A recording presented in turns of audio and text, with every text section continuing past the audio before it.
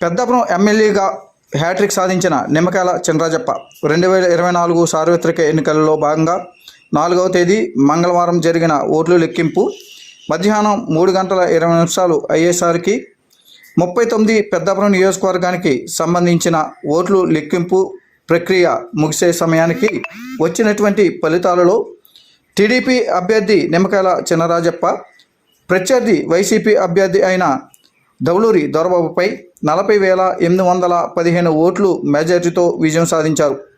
దీంతో పెద్దాపురం నియోజకవర్గంలోని పలువురు టీడీపీ, జనసేన, బీజేపీ నాయకులు చినరాజప్పను కలిసి అభినందించారు.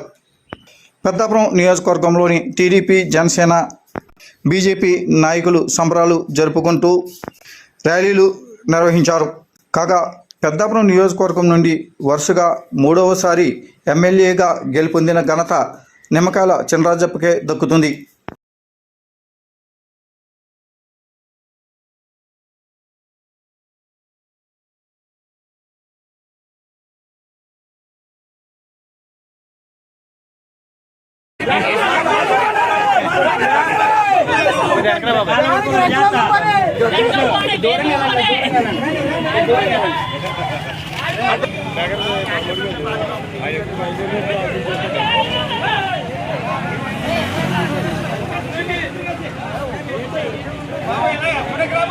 Hey.